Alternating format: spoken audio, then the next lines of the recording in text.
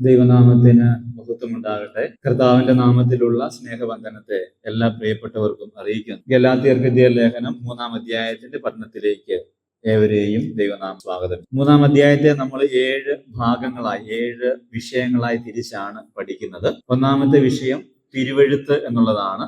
2 covenant അല്ലെങ്കിൽ നിയമം, ഉടമ്പടി. 3-ാമത്തെ വിഷയം വാഗ്ദത്തമാണ്. 4-ാമത്തെ വിഷയം ന്യായപ്രമാണം. നമ്മൾ ഈ ന്യായപ്രമാണമാണ് പഠിച്ചുകൊണ്ടിരിക്കുന്ന വിഷയം. എന്താണ് തിരുവെഴുത്ത്? തിരുവെഴുത്ത് എന്ന് പറയുന്നത് പഴയ നിയമമാണ് തിരുവെഴുത്ത്. ഓക്കെ, എന്താണ് നിയമം അല്ലെങ്കിൽ കവനന്റ്? എന്താണ് കവനന്റ്? നിയമം അത് പഴയ പുതിയ നിയമമാണോ അതെയോ? അബ്രഹാമിനോട് ദൈവം ചെയ്ത പ്രോമിസ് അല്ലെങ്കിൽ കവനന്റ്, ഉടമ്പടി. അബ്രഹാമുമായി ദൈവം ചെയ്ത ഉടമ്പടിയാണ് നിയമം എന്ന് പറയുന്ന വാക്കുകൊണ്ട് അർത്ഥമാക്കുന്നത്. എന്തായിരുന്നു വാഗ്ദത്തം? ന്യായപ്രമാണം നൽകുന്നതിനും 430 വർഷങ്ങൾക്ക് മുൻപ് നൽകിയതാണ് വാഗ്ദത്തം എന്ന് നമ്മൾ കണ്ടു. അത് നൽകിയത് ആർക്കാണ്? അബ്രഹാമിനും അവന്റെ സന്തതിക്കുമാണ് നൽകിയത്. ആരാണ് ആ സന്തതി? കർത്താവായ യേശുക്രിസ്തുവാണ് സന്തതി. എന്തെല്ലാമായിരുന്നു വാഗ്ദത്തങ്ങൾ? നീതി അല്ലെങ്കിൽ നീതീകരണം, ജസ്റ്റിഫിക്കേഷൻ, പിന്നെ ഇൻഹെറിറ്റൻസ്, അവകാശം, അതുപോലെ തന്നെ ആത്മാവ്. ഈ 3 അവകാശങ്ങളാണ് വാഗ്ദത്തമായിട്ട് നൽകിയത്. ഈ 3 കാര്യങ്ങൾ വാഗ്ദത്തമായിട്ട്. ഇനി നമ്മൾ കണ്ട ന്യായപ്രമാണം. എന്താണ് ന്യായപ്രമാണം? What is the law? ശിശുപാലകൻ, ട്യൂട്ടർ, അല്ലെങ്കിൽ നമ്മെ നയിക്കുന്ന, ശൈശവത്തിൽ ഒരു കുഞ്ഞിനെ നയിക്കുന്നത് പോലെയുള്ള ഒരാള്. ഓക്കെ, എന്നാണ് ന്യായപ്രമാണം നൽകിയത്? വാഗ്ദത്തം നൽകിയതിനും 430 വർഷങ്ങൾക്ക് ശേഷമാണ് വാഗ്ദത്തം നൽകിയത്. ഇനി എങ്ങനെയാണ് ന്യായപ്രമാണം നൽകിയത്? എങ്ങനെയാണ് നൽകിയത്? ദൂതന്മാരിലൂടെ മധ്യസ്ഥന് നൽകി. മധ്യസ്ഥനാരായിരുന്നു? മോശ. എന്തുകൊണ്ടാണ് ന്യായപ്രമാണം നൽകിയത്? ലംഘനങ്ങൾ, മനുഷ്യൻ അകൃത്യം ചെയ്തപ്പോൾ, പാപം ചെയ്തപ്പോൾ ദൈവത്തിന് ന്യായപ്രമാണം നൽകേണ്ട സാഹചര്യം എല്ലാ കാലഘട്ടങ്ങളിലും അങ്ങനെയാണ്. നിയമങ്ങൾ എല്ലായിടത്തും ഉണ്ടാകുന്നത് നിയമങ്ങൾ തെറ്റുകൾ കൂടുമ്പോഴാണ്, അല്ലെങ്കിൽ കുറ്റകൃത്യങ്ങൾ കൂടുമ്പോഴാണ്. കുറ്റകൃത്യങ്ങൾ ഇല്ലെങ്കിൽ നിയമങ്ങളുടെ ആവശ്യം ഇല്ല. നിയമങ്ങൾ ഉണ്ടാകേണ്ട കാര്യം പോലും ഇല്ല. എല്ലാവരും വളരെ മാന്യമായി പെരുമാറുകയാണെങ്കിൽ നിയമങ്ങൾ ഉണ്ടാകേണ്ട ആവശ്യം പോലും ഇല്ല. നിയമങ്ങൾ ഉണ്ടാകുന്നത് എപ്പോഴും എന്ത് ചെയ്യുമ്പോഴാണ്? കുറ്റം ചെയ്യുമ്പോഴാണ്. നമ്മൾ ആത്മാവിൽ അനുസരിച്ച് ജീവിക്കാൻ വേണ്ടി തുടങ്ങുമ്പോൾ പിന്നെ എന്തിന്റെ ആവശ്യമില്ല? നിയമങ്ങളുടെ ആവശ്യം പിന്നെ ഉണ്ടാകാം. ഈ പുതിയ യെരൂശലേമിൽ അല്ലെങ്കിൽ 1000 ആണ്ട് വാഴ്ചയിലൊക്കെ നിയമങ്ങളല്ല, ആത്മാവാണ് ഭരിക്കുന്നത്. ആത്മാവിനാൽ ക്രിസ്തു രാജാവായിരിക്കുകയും ആത്മാവിനാൽ ജനങ്ങൾ ഭരിക്കപ്പെടുകയും ചെയ്യുന്ന ഒരു കാര്യമാണ് അവിടെ നടക്കുന്നത്. നമ്മൾ അങ്ങോട്ട് പോകുന്നില്ല, ഞാൻ പറഞ്ഞ കാര്യം ജസ്റ്റ് പറഞ്ഞെന്ന് മാത്രമേ ഉള്ളൂ. ഓക്കെ, നമുക്ക് 5-ാമത്തെ പോയിന്റിലേക്ക് പ്രവേശിക്കാം. Page number 12. അപ്പൊ എന്താണ് ന്യായപ്രമാണത്തിന്റെ ആധാരം? 12-ാമത്തെ വാക്യം, 3-ാമത്തെ അധ്യായം 12-ാമത്തെ വാക്യം. ന്യായപ്രമാണത്തിന്റെ ആധാരം. ന്യായപ്രമാണത്തിന്റെ ആധാരം ഇപ്പൊ എന്തുവാ? ന്യായപ്രമാണത്തിന്റെ ആധാരം പ്രവൃത്തിയാണ്. എന്നാൽ ന്യായപ്രമാണത്താൽ ആരും ന്യായപ്രമാണത്തിനോ വിശ്വാസമല്ല ആധാരം ആയിരിക്കുന്നത്, അത് ചെയ്യുന്നവൻ അതിനാൽ ജീവിക്കും എന്ന് ഉണ്ട്. അത് ചെയ്യുക, പ്രവർത്തിക്കുക എന്നുള്ളതാണ് ന്യായപ്രമാണത്തിന്റെ ആധാരം. വർക്കാണ് ന്യായപ്രമാണത്തിന്റെ ആധാരം. നമ്മൾ പഴയ നിയമത്തിലുള്ള 612 കൽപ്പനകളാണ് ഉള്ളത് പഴയ നിയമത്തിനകത്ത്. ഈ 612 കൽപ്പനയിൽ ഏറ്റവും പ്രധാനപ്പെട്ട കൽപ്പന 10 കൽപ്പനകളാണ്. അതിനോട് ചേർന്നുള്ള അനുബന്ധ നിയമങ്ങളാണ് ബാക്കിയുള്ള 612 കൽപ്പനകൾ. അതിനകത്ത് യഹൂദന്മാരുടെ ശുദ്ധീകരണ നിയമങ്ങളുണ്ട്, അവര് പാർക്കുന്ന സ്ഥലവുമായി ബന്ധപ്പെട്ട നിയമങ്ങളുണ്ട്, അങ്ങനെ കുറെ നിയമങ്ങൾ അതിനകത്ത്. സിവിൽ ലോകളുണ്ട്, ക്രിമിനൽ എന്ന് പറഞ്ഞ ഒരാളെ കൊന്നു കഴിഞ്ഞാൽ എന്താണ് ചെയ്യണം, അങ്ങനെയുള്ള കാര്യങ്ങളൊക്കെ അതിനകത്ത് നിയമങ്ങളിനകത്ത് വരുന്നു. ഈ നിയമങ്ങളെല്ലാം പരിശോധിച്ചു കഴിഞ്ഞാൽ ചെയ്യാനും ചെയ്യാതിരിക്കാനുമുള്ള കാര്യങ്ങളാണ് പറയുന്നത്. ഇപ്പൊ ഉദാഹരണം എടുത്തു നോക്കിയേ, 10 കൽപ്പന തന്നെ. 1-ാമത്തെ കൽപ്പന എന്തുവാ? ഞാനല്ലാതെ അന്യ ദൈവം നിനക്ക് ഉണ്ടാകരുത്. അപ്പൊ അരുതാ പറയുന്നത്, അല്ലെ? യഹോവയല്ലാതെ വേറെ ഒരു ദൈവം ഉണ്ടാകരുത്. 2-ാമത്തെ കൽപ്പന വിഗ്രഹങ്ങൾ ഉണ്ടാക്കരുത്, നമസ്കരിക്കുക. അവിടെ അരുതാ വരുന്നത്. 3-ാമത്തെ കൽപ്പന യഹോവയുടെ നാമത്തെ വൃഥ എടുക്കരുത്. 4-ാമത്തെ കൽപ്പന അരുതല്ല, ശബത്ത് നാളിനെ ശുദ്ധീകരിക്കണം എന്നുള്ളതാണ് 4-ാമത്തെ കൽപ്പന. 5-ാമത്തെ കൽപ്പന അപ്പനെയും അമ്മയെയും ബഹുമാനിക്കുക. അതും അരുതെന്നല്ല, ബഹുമാനിക്കണം എന്നാ പറയുന്നത്. പിന്നീട് അങ്ങോട്ട് മുഴുവൻ കൊല ചെയ്യരുത്, വ്യഭിചാരം ചെയ്യരുത്, മോഷ്ടിക്കരുത്, കള്ളസാക്ഷ്യം പറയരുത്, കൂട്ടുകാരന്റെ യാതൊന്നും മോഹിക്കരുത്, എല്ലാം അരുതുകളാണ്. അപ്പം ചെയ്യേണ്ട കാര്യങ്ങളും ചെയ്യാൻ പാടില്ലാത്ത കാര്യങ്ങളുമാണ് ന്യായപ്രമാണത്തിലുള്ളത്. ന്യായപ്രമാണത്തിന്റെ ആധാരം എന്താണ്? വിശ്വാസമല്ല, പ്രവൃത്തിയാണ്. ന്യായപ്രമാണം കൈ കിട്ടിയിട്ട് എനിക്കിത് വിശ്വാസം കൊണ്ട് കാര്യമൊന്നുമില്ല, നമ്മൾ എന്ത് ചെയ്യണം? അത് പ്രവർത്തിക്കണം. വിഗ്രഹങ്ങളെ ഉണ്ടാക്കാതിരിക്കണം, നമസ്കരിക്കാതിരിക്കണം, സേവിക്കാതിരിക്കണം, ദൈവത്തിന്റെ നാമത്തെ വൃഥ ഉപയോഗിക്കാതിരിക്കണം, അപ്പനെ അമ്മയെ അനുസരിക്കണം, യാഗങ്ങൾ കഴിക്കണം, വഴിപാട് കഴിക്കണം, ഇങ്ങനെ നിരവധിയായ കാര്യങ്ങൾ പ്രവൃത്തിയിലൂടെ ചെയ്യേണ്ടതായിട്ട്. ന്യായപ്രമാണത്തിന്റെ ആധാരം എന്താണ്? പ്രവൃത്തിയാണ്, വർക്കാണ്.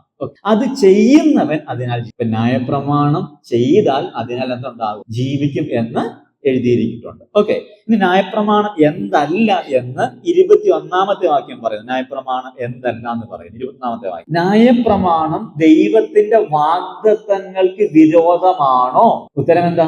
ഒരു നാളുമല്ല. ദൈവത്തിന്റെ വാഗ്ദത്തങ്ങൾക്ക് വിരോധമല്ല ന്യായപ്രമാണം. അതായത് ന്യായപ്രമാണം അനുസരിക്കുന്നത് കൊണ്ടല്ല വാഗ്ദത്തങ്ങൾ കിട്ടുന്നത്. അതാ എന്റെ ആശയം. അതായത് ന്യായപ്രമാണം അനുസരിച്ചാലേ വാഗ്ദത്തങ്ങളുള്ളൂ എന്ന് പറയാൻ പറ്റത്തില്ല. പറഞ്ഞ മനസ്സിലായോ? കാരണം വാഗ്ദത്തം കൊടുത്തപ്പോഴാ? ന്യായപ്രമാണം കിട്ടുന്നതിന് മുൻപാ. ഓക്കെ, ദൈവം പറഞ്ഞു, അബ്രഹാമിനോട് പറഞ്ഞു, ഞാൻ നിന്നെ ഒരു ദേശം കാണി, നീ നിന്റെ ചാർച്ചക്കാരെ വിടണം, പിതൃഭവനത്തെ വിടണം, സ്വദേശത്തെയും വിടണം, ഞാൻ കാണിപ്പാനുള്ള ദേശത്തേക്ക് പോകണം, ഞാൻ നിന്നെ ഒരു വലിയ ജാതിയാകും, ഞാൻ നിന്നെ അനുഗ്രഹിക്കും, നീ ഒരു അനുഗ്രഹമായിരിക്കും. അപ്പം ഒരു സ്ഥലം കൊടുക്കാമെന്ന് പറഞ്ഞു, ഒരു സന്തതിയെ കൊടുക്കാമെന്ന് പറഞ്ഞു, നീ ഒരു അനുഗ്രഹമാകും എന്ന് പറഞ്ഞു. ഇതാണ് വാഗ്ദത്തം. ഇവിടെ പറയുമ്പോൾ അതിനകത്ത് ജസ്റ്റിഫിക്കേഷൻ, നീതീകരണം വാഗ്ദത്തമായിട്ടുണ്ട്, അവകാശം വാഗ്ദത്തമായിട്ടുണ്ട്, പരിശുദ്ധാത്മാവും വാഗ്ദത്തമായിട്ടുണ്ട്. ഏതെങ്കിലും കൽപ്പന പ്രമാണിച്ചാലേ കനാൻ ദേശം തരുമെന്നില്ല. മനസ്സിലായോ? കനാൻ ദേശം കൊടുക്കുന്നത് ന്യായപ്രമാണം അനുസരിക്കുന്നുണ്ടോ നോക്കിയിട്ടല്ല, ദൈവം ചെയ്ത വാഗ്ദത്തം വെച്ചിട്ട്. അപ്പൊ വാഗ്ദത്തത്തിന് എതിരല്ല എന്ത്? ന്യായപ്രമാണം. ഓക്കെ, ഇനി ന്യായപ്രമാണം ശരിക്കും എന്താ ചെയ്യുന്നത്? 7-ാമത്തെ ചോദ്യം, ന്യായപ്രമാണം എന്ത് ചെയ്യുന്നു? 24-ാമത്തെ വാക്യം, വിശ്വാസത്താൽ നീതീകരിക്കപ്പെടേണ്ടതിന് നമ്മെ ക്രിസ്തുവിന്റെ അടുക്കലേക്ക് നടത്തുന്നു. അപ്പം ലീഡിങ് ടു ക്രൈസ്റ്റ്, നമ്മളെ ക്രിസ്തുവിന്റെ അടുക്കലേക്ക് നടത്തുന്നതാണ് ന്യായപ്രമാണം ചെയ്യുന്ന കാര്യം. ന്യായപ്രമാണം എന്താ ചെയ്യുന്നത്? നമ്മെ ക്രിസ്തുവിന്റെ അടുക്കലേക്ക് നടത്തുന്നു. അതെന്തുകൊണ്ടാണ്? നമുക്ക് അടുത്ത കാര്യം പഠിക്കാൻ മനസ്സിലാക്കാൻ സാധിക്കും. എന്തെല്ലാമാണ് ന്യായപ്രമാണത്തിന്റെ പരിമിതികൾ? എന്തുകൊണ്ടാണ് ന്യായപ്രമാണം നമ്മെ ക്രിസ്തുവിന്റെ അടുക്കലേക്ക് നടത്തുന്നത്? നമുക്ക് ആദ്യം 11-ാമത്തെ വാക്യം വായിക്കാം. 11-ാമത്തെ വാക്യം, മതി, ന്യായപ്രമാണത്താൽ ആരും ദൈവത്തിന്റെ സന്നിധിയിൽ നീതീകരിക്കപ്പെടുന്നില്ല. അപ്പൊ ന്യായപ്രമാണം നമ്മൾ എന്ത് ചെയ്യുന്നു? യേശു കർത്താവിന്റെ അടുക്കിലേക്ക് നയിക്കുന്നു. എന്തുകൊണ്ടാണ് നയിക്കുന്നത്? ന്യായപ്രമാണത്തിന് നമ്മെ എന്ത് ചെയ്യാൻ പറ്റത്തില്ല? നീതീകരിക്കാൻ പറ്റത്തില്ല.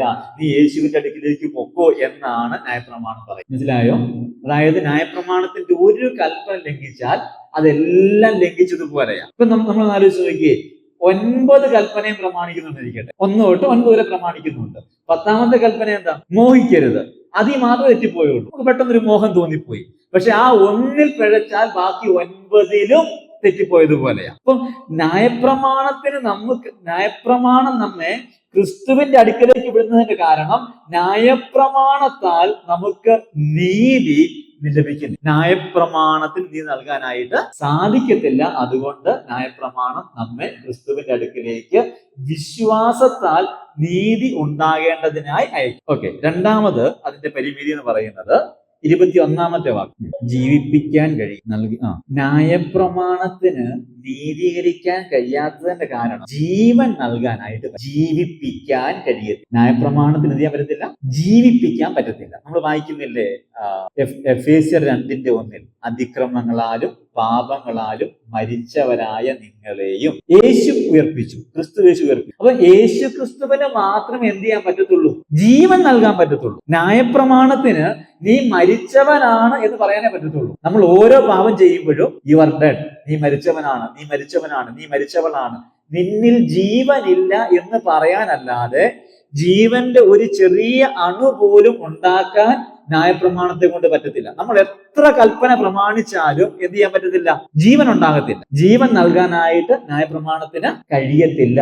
ജീവൻ നൽകാൻ കഴിയുന്ന ആർക്ക് മാത്രമാണ്? യേശുവിന് മാത്രമാണ്. അതുകൊണ്ടാണ് പറയുന്നത്, നിങ്ങൾ എന്റെ അടുക്കിലേക്ക് എന്ത് ചെയ്യണം? വരണം എന്ന് യേശു പറഞ്ഞതിന്റെ കാരണം അതാ. നമ്മൾ യോഹന്നാൻ 1:1 വായിക്കുമ്പോൾ അവനിൽ ജീവൻ ഉണ്ടായിരുന്നു, ആ ജീവൻ മനുഷ്യരുടെ പ്രകാശമായിരുന്നു. അവസാനം അതേ പറഞ്ഞ സമയം, നിങ്ങൾക്ക് ജീവൻ ഉണ്ടാകുവാൻ ഞാൻ നിങ്ങൾക്ക് എഴുതിയിരിക്കുന്നു. യേശു കർത്താവ് നിങ്ങൾക്ക് ജീവൻ ഉണ്ടാകുവാനും സമൃദ്ധിയായി ജീവൻ ഉണ്ടാകുവാനും അത്രേ ഞാൻ വന്നത്. അപ്പൊ യേശു വന്ന് ജീവൻ തരാൻ വേണ്ടിയിട്ടാ. ന്യായപ്രമാണത്തിന് ജീവിപ്പിക്കാനുള്ള കഴിവ് ഇല്ല. ന്യായപ്രമാണത്തിന് നീതീകരിക്കാൻ പറ്റത്തില്ല.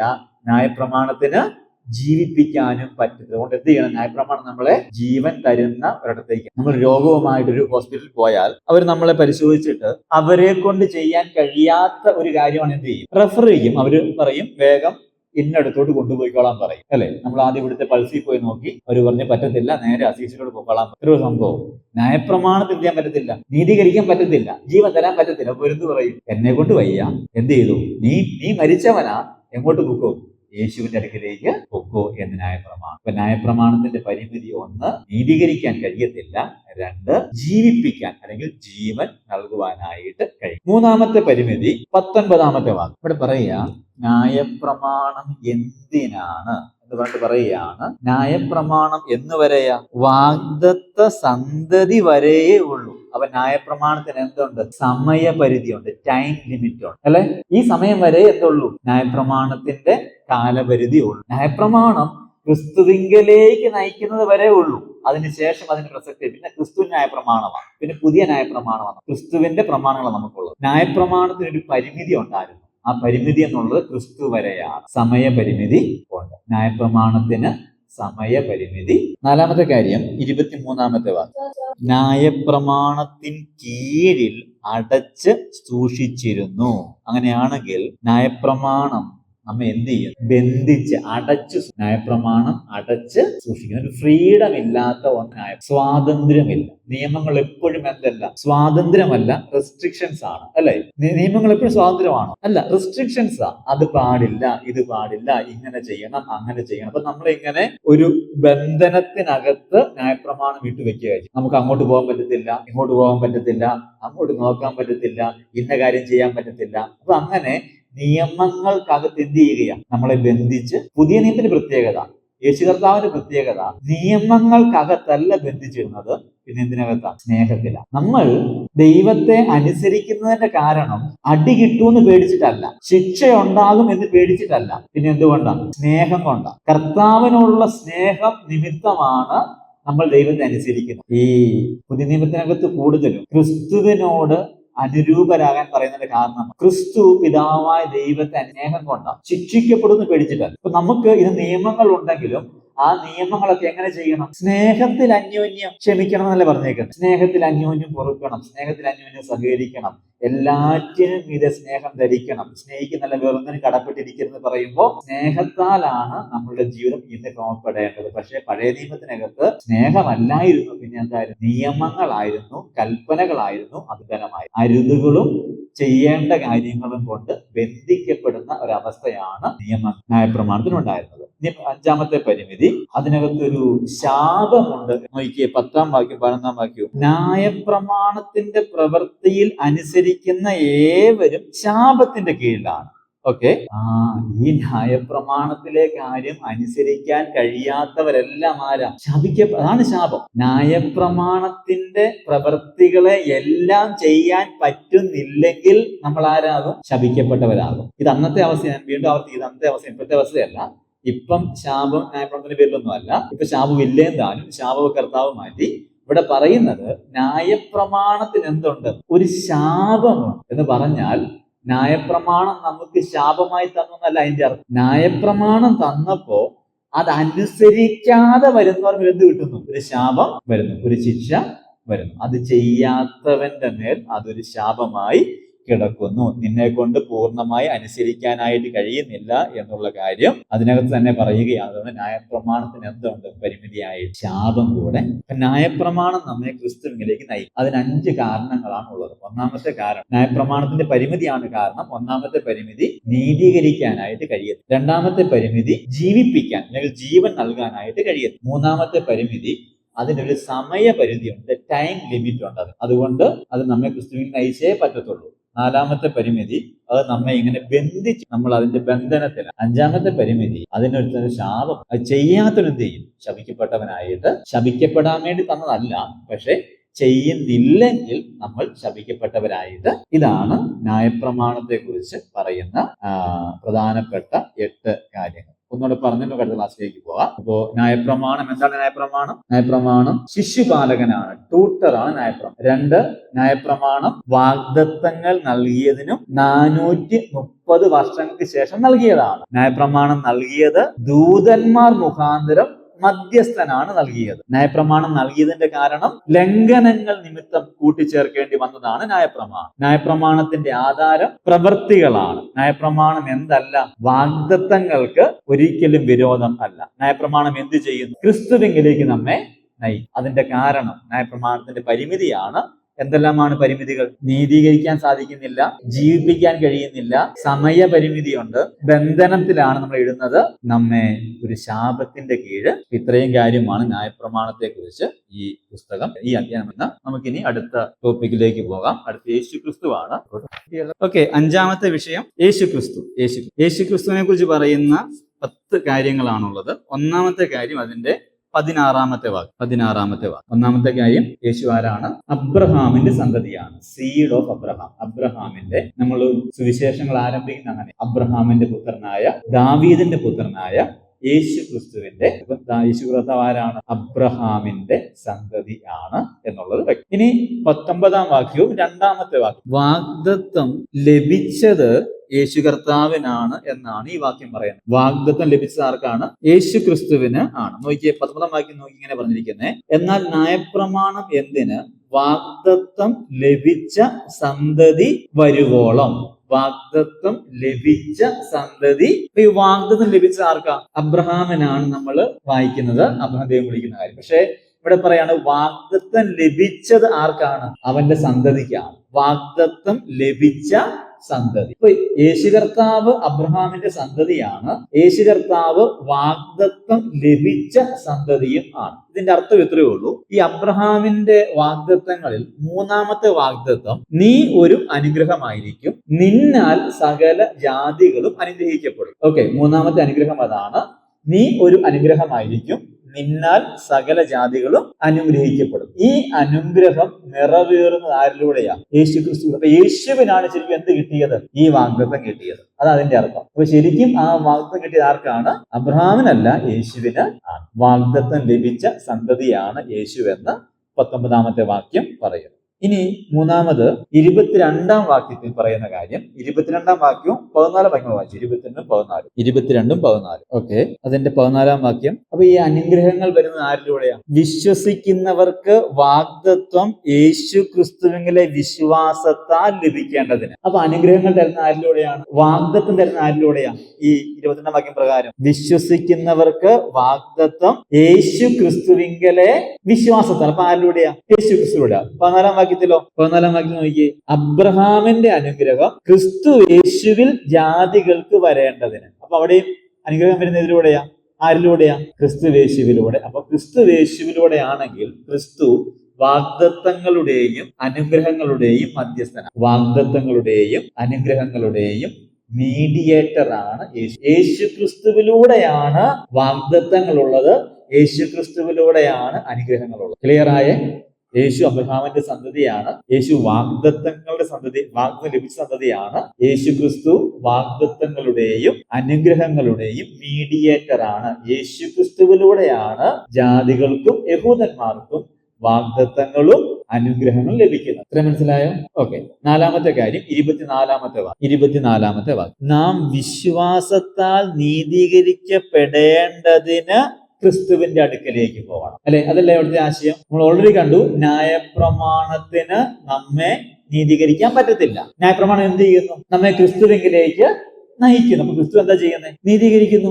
ന്യായപ്രമാണത്തിന് ചെയ്യാൻ കഴിയാത്ത കാര്യം നമുക്ക് ലഭിക്കേണ്ടതിനാണ് നമ്മെ ക്രിസ്തുവിന്റെ അടുക്കിലേക്ക് അയക്കുന്നത്. അപ്പൊ ക്രിസ്തുവിലൂടെ എന്തുണ്ട്? നീതീകരണമുണ്ട്. അപ്പൊ ക്രിസ്തുവേശു അബ്രഹാമിന്റെ സന്തതിയാണ്, വാഗ്ദത്തം ലഭിച്ച സന്തതിയാണ്, വാഗ്ദത്തങ്ങളുടെയും അനുഗ്രഹങ്ങളുടെയും മധ്യസ്ഥനാണ്. നമുക്ക് നീതീകരണം തരുന്നത് യേശുവാണ്. നീതീകരണം തരുന്നവൻ യേശുവാണ്. നീതീകരണം തരുന്നവൻ യേശു. നമുക്ക് ഇത്രയും പറഞ്ഞ് എഴുതിയാൽ മതി. നീതീകരണം തരുന്നവൻ, നീതീകരിക്കുന്നവൻ, നീതീകരിക്കുന്നവൻ. അബ്രഹാമിന്റെ സന്തതി. 2, വാഗ്ദത്തം ലഭിച്ചവൻ. 3, വാഗ്ദത്തങ്ങളുടെയും അനുഗ്രഹങ്ങളുടെയും മധ്യസ്ഥൻ. 4, നീതീകരിക്കുന്നവൻ. 4 നീതീകരിക്കും. 5ാമത്തെ കാര്യം 13ാമത്തെ വാക്ക്. 5ാമത്തെ കാര്യം 13ാമത്തെ വാക്ക്. യേശു കർത്താവ് നമുക്ക് വേണ്ടി ശാപമായി തീർന്നവൻ. നമുക്ക് വേണ്ടി ശാപമായി തീർന്നവൻ. നമുക്ക് വേണ്ടി ശാപമായി തീർന്നു.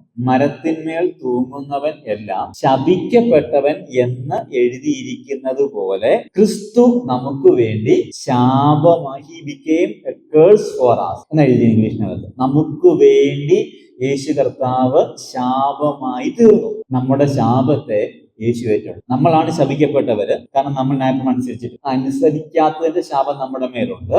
ആ ശാപത്തെ ആരേറ്റെടുത്തു? യേശു ഏറ്റെടുത്തുകൊണ്ട് നമുക്ക് പകരക്കാരനായി നമുക്ക് വേണ്ടി ശാപമായി. യേശു അബ്രഹാമിന്റെ സന്തതിയാണ്, വാഗ്ദത്തങ്ങൾ ലഭിച്ച സന്തതിയാണ്, വാഗ്ദത്തങ്ങളുടെയും അനുഗ്രഹങ്ങളുടെയും മധ്യസ്ഥനാണ്, നമ്മെ നീതീകരിക്കുന്നവനാണ്. അതിനുവേണ്ടി നമ്മുടെ കർത്താവ് നമുക്ക് വേണ്ടി ശാപമായി തീർന്നു. ശാപമായി. ആറാമത്തെ കാര്യം, ഒന്നാമത്തെ വാക്ക് മതി. യേശു ക്രിസ്തു ആരാവിടെ? ക്രൂശിക്കപ്പെട്ടു. അത് അധികം വിശദീകരിക്കേണ്ട ആവശ്യം നമുക്ക് എല്ലാവർക്കും അറിയാം. നമുക്ക് വേണ്ടി ക്രൂശിക്കപ്പെട്ടവനാണ് കർത്താവായ യേശു. സുവിശേഷങ്ങളുടെ എല്ലാം പ്രധാനപ്പെട്ട ഒരു സിംഹഭാഗവും ക്രൂശീകരണവും ബന്ധപ്പെട്ട കാര്യം പറയാൻ വേണ്ടി. അത്ഭുതങ്ങൾ ഇല്ലെന്നല്ല, പക്ഷെ എല്ലാ സുവിശേഷവും പരിശോധിച്ചാലും കൂടുതൽ വിശദീകരണമുള്ളത് ക്രൂശീകരണമാണ്. മറ്റത്ഭുതങ്ങളൊക്കെ വളരെ കുറച്ച് കാര്യം മാത്രമേ പറഞ്ഞു, എല്ലാ കാര്യവും പറഞ്ഞിട്ട്. പക്ഷെ ക്രൂശീകരണം പറഞ്ഞപ്പോ അതിലെ ഈവൻ മൈന്യൂട്ടായ കാര്യങ്ങൾ പോലും വിശദീകരിച്ചുകൊണ്ട് എന്തിട്ട് യേശു ആരാണ്? ക്രൂശിക്കപ്പെട്ടവൻ. അപ്പൊ നമുക്കിങ്ങനെ ചിന്തിക്കാം, യേശു അബ്രഹാമിന്റെ സന്തതിയാണ്, വാഗ്ദത്തം ലഭിച്ച സന്തതിയാണ്, വാഗ്ദത്തങ്ങളുടെയും അനുഗ്രഹങ്ങളുടെയും മധ്യസ്ഥനാണ്, നമ്മെ നീതീകരിക്കുന്നവൻ ആണ്. നമ്മെ നീതീകരിക്കാൻ വേണ്ടി യേശു കർത്താവ് നമുക്ക് വേണ്ടി ശാപമായി തീർന്നു. 2 ക്രൂശിച്ചു. അടുത്ത കാര്യം, ഏഴാമത്തെ കാര്യം, അത് വാക്യം തന്നെ, ക്രൂശിക്കപ്പെട്ടവനായി നിങ്ങളുടെ കണ്ണിന് മുൻപിൽ വരച്ച് കാട്ടിയിരിക്കെ. അപ്പൊ യേശുവിനെ എന്ത് ചെയ്തു? വരച്ചു കാട്ടി. ഇത് ആക്ഷരികമായി വരച്ചു എന്ന അർത്ഥത്തിലല്ല, വെൽ എക്സ്പ്ലെയിൻ എന്ന അർത്ഥത്തിലാണ്. വളരെ വിശദമായി അവതരിപ്പിച്ചു യേശു കർത്താവ്. ഇപ്പൊ പൗലോസ് പറയുന്നുണ്ട്, ഞങ്ങളോ ക്രൂശിക്കപ്പെട്ടവനായ ക്രിസ്തുവിനെ പ്രസംഗിക്കുന്നു. അപ്പം അപ്പോസ്തലന്മാരുടെ അല്ലെങ്കിൽ ആദ്യകാല 1-ാം നൂറ്റാണ്ടിലെ സുവിശേഷത്തിന്റെ കാതലായ വിഷയം എന്തായിരുന്നു? ക്രൂശിതനായ ക്രിസ്തു, ക്രൂശിക്കപ്പെട്ടവനായ ക്രിസ്തു. അപ്പം വളരെ വിശദമായി യേശു കർത്താവിനെ കേൾവിക്കാർക്ക് അവതരിപ്പിച്ചു കൊടുത്തു. ഒരുപക്ഷെ യേശു കൊണ്ട അടികളെ കുറിച്ച് പറഞ്ഞിട്ടുണ്ട്, സഹിച്ച പ്രാണവേദനയെ കുറിച്ച് പറഞ്ഞിട്ടുണ്ട്, ഗെത്സമന തോട്ടം മുതൽ ഗോൽഗോത്ത വരെയും സഹിച്ച എല്ലാ പങ്കപ്പാടുകളും വളരെ വിശദീകരിച്ച് ആര് പറഞ്ഞു കൊടുത്തിട്ടുണ്ട്? അപ്പോസ്തലന്മാർ പറഞ്ഞു കൊടുത്തു. പ്രത്യേകിച്ച് ഗലാത്യ പ്രദേശത്ത് സുവിശേഷം പറയാൻ വേണ്ടി പോയപ്പോ അപ്പോസ്തലനായ പൗലോസ് യേശു എത്തരത്തിലാണ് ക്രൂശിക്കപ്പെട്ടത്, അവന്റെ ക്രൂശു മരണം എങ്ങനെയായിരുന്നു എന്ന് പഠിപ്പിച്ചു കൊടുത്തു. നമ്മൾ ഇവിടുന്ന് ഒരു പാഠം പഠിക്കേണ്ടതുണ്ട്. എന്താണ് പാഠം? യേശുവിനെ ക്രൂശിക്കപ്പെട്ടവനായി നമുക്ക് അവതരിപ്പിക്കാൻ, ആ കാര്യം വിശദീകരിക്കാനായിട്ട് നമുക്ക് സാധിക്കും. നമ്മളുടെ ഞായറാഴ്ചത്തെ ആരാധനകളിൽ, നമ്മളുടെ പ്രബോധനങ്ങളിൽ ക്രൂശിക്കപ്പെട്ടവനായ ക്രിസ്തുവിനെ കുറിച്ച് പറയുന്ന പ്രബോധനങ്ങൾ ഉണ്ടാകണം. നമ്മുടെ പാട്ടുകളിൽ ക്രൂശിക്കപ്പെട്ടവനായ ക്രിസ്തുവിനെ ഉയർത്തുന്ന, ആ ക്രൂശിന്റെ രൂപത്തെ, ആ ക്രൂശിത രൂപത്തെ അറിയുന്ന ഒരു പാട്ടുകൾ ഉണ്ടാകണം. അത്തരം സ്തോത്രങ്ങൾ ഉയരണം. പലപ്പോഴും നമുക്ക് പറഞ്ഞ ഒരുപാട് കാര്യങ്ങൾ ഉള്ളത് കൊണ്ട് നമ്മൾ മറ്റു പല വിഷയങ്ങളിലേക്ക് പതിയെ ഡൈവേർട്ടായി പോകാറുണ്ട്. പലപ്പോഴും ഇന്നത്തെ ഒരു തലമുറയ്ക്ക് യേശു കർത്താവിന്റെ ക്രൂശു മരണത്തെ എത്രമാത്രം അറിയാമെന്ന് ചോദിച്ചാൽ വളരെ കുറച്ച് അറിയും. വളരെ കുറച്ച് കാര്യങ്ങൾ മാത്രമേ അറിയുള്ളൂ. ഈവൻ യേശു ക്രൂശിൽ കിടന്നുകൊണ്ട് എത്ര മൊഴികൾ പറഞ്ഞു ചോദിച്ചു കഴിഞ്ഞാൽ പലരും ഇങ്ങനെ തപ്പും. പറഞ്ഞു ശരിക്കും നാമധേയ ക്രൈസ്തവർക്ക് നമ്മളെക്കാളും അറിയാം. ഞാൻ ചലഞ്ച് ചെയ്യാൻ വേണമെങ്കിൽ വീട്ടിൽ പോയി ചോദിച്ചു നോക്കൂ, അല്ലെ കാണുന്ന പിള്ളേർ ചോദിച്ചു എത്ര അറിയാം. കൃത്യമായിട്ട് പറയത്തില്ല, പക്ഷെ ഒരു കത്തോലിക്ക പള്ളിയിലോ CSA പള്ളിയിലോ പോയി ചോദിച്ചു നോക്കും, അവര് പറയും. കാരണം എന്നറിയാമോ, അവർക്ക് ഈ കഷ്ടാനുഭവ ആഴ്ചയാണ്, അതായത് ഈ ഈസ്റ്ററുമായി ബന്ധപ്പെട്ടുള്ള ആ ഒരു ആഴ്ചയെ വിളിക്കുന്ന പേരാണ് പാഷൻ വീക്ക്, കഷ്ടാനുഭവ ആഴ്ച. ഈ ആഴ്ചയിലെ പ്രധാനപ്പെട്ട വിഷയം അവരുടെ ആളുകളെല്ലാം ക്രൂശിതനായ യേശുവിനെ കുറിച്ച് പറയും. അത് മാത്രമല്ല, അവിടെയുള്ള വിശ്വാസികൾ ഈ 7 മൊഴികൾ ഉൾപ്പെടെയുള്ള മൊഴികൾ വിശദീകരിച്ചുകൊണ്ട് പറയും. അപ്പൊ എത്ര മൊഴിയാണെന്ന് പോലും പലർക്കും അറിഞ്ഞുകൂടാ. ഇതിന്റെ കാരണം നമ്മൾ എന്ത് ചെയ്യുന്നില്ല, ക്രൂശിക്കപ്പെട്ട ക്രിസ്തുവിനെ വരച്ച് കാണിക്കും. മറ്റു പല കാര്യങ്ങളും പറയുന്നത്, പക്ഷെ സുവിശേഷത്തിന്റെ കാതലായ ഭാഗം യേശു ക്രൂശിക്കപ്പെട്ടു എന്നുള്ളതാണ്. ക്രൂശ് ഇല്ലാതൊരു സുവിശേഷമില്ല. യേശുവിന്റെ കഷ്ടാനുഭവങ്ങൾ പറയാതെ സുവിശേഷമില്ല. നിങ്ങൾ പലപ്പോഴും തോന്നുമായിരിക്കും, എന്തിനാണ് യേശു ഏറ്റ അടികൾ ഇങ്ങനെ എഴുതിയിട്ടുള്ളത്? ജസ്റ്റ് ഒരു വാക്കിലല്ല എഴുതിയേക്കുന്നത് ആണോ? അല്ല, അവന്റെ വസ്ത്രം ഉരിഞ്ഞെടുത്തു, ചുവന്ന മേലങ്കി ധരിപ്പിച്ചു, ചാട്ടവാറുകൊണ്ട് അവന്റെ പുറത്ത് അടിച്ചു. പീലാത്തോസ് പറയുന്നു, ഞാൻ അവനെ അടിച്ചു വിട്ടയക്കും. അതിനുശേഷം പറയുന്നുണ്ട്, ആ മനുഷ്യൻ ഇതാ ഒരു ഭാരമുള്ള മരക്കുരിശ് അവന് ചുമൽ വെച്ചു കൊടുത്തു. ഈ ഗോൽഗോത്ത മലയിലേക്ക് അവനെ ആ തെരുവിലൂടെ നടത്തി. അവിടെ ചെന്നപ്പോ അവന് കയ്പ് കലർത്തിയ വീഞ്ഞ് കുടിക്കാനായിട്ട് കൊടുത്തു. അവനെ എന്റെ കൈകളിലും കാലുകളിലും ആണികൾ വെച്ച് ആഞ്ഞടിച്ചു. പഴയ നിയമത്തിലാണെങ്കിൽ നമ്മൾ യശാപുസ്തകം വായിക്കുമ്പോൾ, യശാവിന്റെ അത്ഭുതം വായിക്കുമ്പോൾ നമ്മൾ വായിക്കുന്നുണ്ട്, അറുക്കുവാൻ പോകുന്നിടത്തേക്ക് കുഞ്ഞാടിനെ പോലെയും രോമം കത്തുമ്പോൾ ഉണ്ടാക്കുന്ന കുഞ്ഞാടിനെ പോലെയും അവൻ വായി തുറക്കാതെ ഇരുന്നു. അവന്റെ അടിപ്പിണരാൽ നമുക്ക് സൗഖ്യം വന്നും ഇരിക്കുന്നു. സംഘം പറയുന്നുണ്ട്, അവൻ എന്റെ കൈകളെയും കാലുകളെയും തുറച്ചു. എന്റെ പുറം ഉഴവുചാലുകൾ പോലെയായി, എന്റെ അസ്ഥികളൊക്കെ ബന്ധം വിട്ടു, എന്റെ അസ്ഥികളൊക്കെ എനിക്കിപ്പോൾ എണ്ണാം എന്നൊക്കെ പറയുമ്പോൾ എത്രമാത്രം തീവ്രമായ വേദനയിലൂടെയാണ് യേശു കർത്താവ് കടന്നുപോയത് എന്ന് ബൈബിൾ വ്യക്തമാക്കുന്നു. 1-ാം നൂറ്റാണ്ടിലെ അപ്പോസ്തലന്മാര്, പ്രസംഗകര് അതങ്ങനെ തന്നെ പ്രസംഗിച്ചിട്ടുമുണ്ട്. പക്ഷെ ഇന്ന് നമുക്ക് ഈ കാര്യങ്ങളല്ല നമ്മുടെ പ്രസംഗ വിഷയം. നമ്മുടെ പ്രസംഗ വിഷയം വള്ളത്തിൽ കയറിയ യേശു, മീൻ കൊടുത്ത യേശു, സൗഖ്യം കൊടുത്ത യേശു, അത് മാറ്റുന്ന യേശു, ഇത് മാറ്റുന്ന യേശു എന്നുള്ള മാത്രമേ നമുക്കിന്ന് വിഷയങ്ങളുള്ളൂ. നമുക്ക് അറിയേണ്ട ഒരുപാട് കാര്യങ്ങൾ ആ ക്രൂശിൽ സംഭവിച്ചു. ഇവിടെ ക്രൂശിക്കപ്പെട്ടവനായ ക്രിസ്തുവിനെ വരച്ചു കാട്ടി വിശദീകരിച്ച് പറഞ്ഞു എന്നുള്ളതാണ് അവിടുത്തെ ആശയം. അപ്പോൾ 1, അബ്രഹാമിന്റെ സന്തതിയാണ്. 2, വാഗ്ദത്തങ്ങൾ ലഭിച്ച സന്തതിയാണ്. 3, വാഗ്ദത്തങ്ങളുടെയും അനുഗ്രഹങ്ങളുടെയും മധ്യസ്ഥനാണ്. 4, നീതീകരിക്കുന്നവനാണ്. 5, ശാപഗ്രസ്തനായി നമുക്ക് വേണ്ടി ശാപമായി തീർന്നവനാണ്. നമുക്ക് വേണ്ടി ക്രൂശിക്കപ്പെട്ടവനാണ്. ആ ക്രൂശിക്കപ്പെട്ടതിനെ വിശദമായി അവതരിപ്പിക്കപ്പെട്ടവനാണ് യേശു കർത്താവ്. 26-ാമത്തെ വാക്യം, 8-ാമത്തെ കാര്യം 26. വിശ്വാസത്താൽ, ക്രിസ്തുവേശുവിങ്കലെ വിശ്വാസത്താൽ. അങ്ങനെയാണെങ്കിൽ വിശ്വസിക്കപ്പെട്ടവൻ, ഹി വാസ് ബിലീവ്ഡ്, അല്ലെ? വിശ്വസിക്കപ്പെട്ടു, ക്രൂശിക്കപ്പെട്ടു, അത് വിശദീകരിക്കപ്പെട്ടു. അത് വിശദീകരിക്കപ്പെട്ടപ്പോൾ എന്ത് ചെയ്തു? ആളുകൾ വിശ്വസിക്കാനായിട്ടിടയായി. എനിക്ക് വേണ്ടി ഇത്രയേറെ കഷ്ടങ്ങൾ സഹിച്ചവനെ ഞങ്ങൾ അങ്ങയെ സ്നേഹിക്കുന്നു, ഞങ്ങൾ അങ്ങയെ ബഹുമാനിക്കും, ഞങ്ങൾ അങ്ങയെ അംഗീകരിക്കും, ഞങ്ങൾ അങ്ങയെ നമസ്കരിക്കും, ഞങ്ങൾ അങ്ങേക്ക് വേണ്ടി ജീവിക്കാൻ തയ്യാറാണെന്ന് പറഞ്ഞുകൊണ്ട് യേശുവിൽ വിശ്വസിക്കാനായിട്ട് ഗലാത്യയിലുള്ളവർ തയ്യാറായി. കാലാകാലങ്ങൾ നമുക്കും അതിനുള്ള ഭാഗ്യമുണ്ടായി. നമ്മൾ എങ്ങനെയുള്ളവരായി തീർന്നു? വിശ്വസിക്കാനിടയായി. യേശു കർത്താവ് വിശ്വസിക്കപ്പെട്ടവൻ. 9-ാമത്തെ കാര്യം 13-ാമത്തെ വാക്യം. നമ്മൾ അങ്ങനെ വിശ്വസിച്ചപ്പോൾ യേശു കർത്താവ് ചെയ്തൊരു കാര്യം പറയുക. 13-ാമത്തെ വാക്യം, നമ്മെ വിലയ്ക്കുക, നമ്മെ ഈ പർച്ചേസ്, നമ്മെ വിലയ്ക്കുക, തന്റെ രക്തത്താൽ അവൻ നമ്മെ വിലയ്ക്കുക. 29-ാമത്തെ വാക്യം, ക്രിസ്തുവിനുള്ളവർ എങ്കിൽ. ഇപ്പൊ നമ്മൾ ആരായിട്ട് മാറി? ക്രിസ്തുവിനുള്ളവരായിട്ട് മാറി എന്ന് പറയുമ്പോൾ ക്രിസ്തു നമ്മളുടെ യജമാനനായി. ക്രിസ്തു നമ്മളുടെ യജമാൻ, ഹീസ് അവർ മാസ്റ്റർ. നമ്മളുടെ യജമാനാരാണ്? ക്രൂശിക്കപ്പെട്ടവനായ ക്രിസ്തുവാണ്. നമ്മെ വിലയ്ക്ക് വാങ്ങു. ഒരു ഫോർമാറ്റ് കിട്ടി, അല്ലെ? ഒരാശയം കൂടെ നിന്ന് കിട്ടി. യേശു കർത്താവ് ആരാണ്? അബ്രഹാമിന്റെ സന്തതിയാണ്. 2, വാഗ്ദത്തങ്ങൾ ലഭിച്ച സന്തതിയാണ്. 3, വാഗ്ദത്തങ്ങളുടെയും അനുഗ്രഹങ്ങളുടെയും മധ്യസ്ഥൻ യേശു കർത്താവാണ്.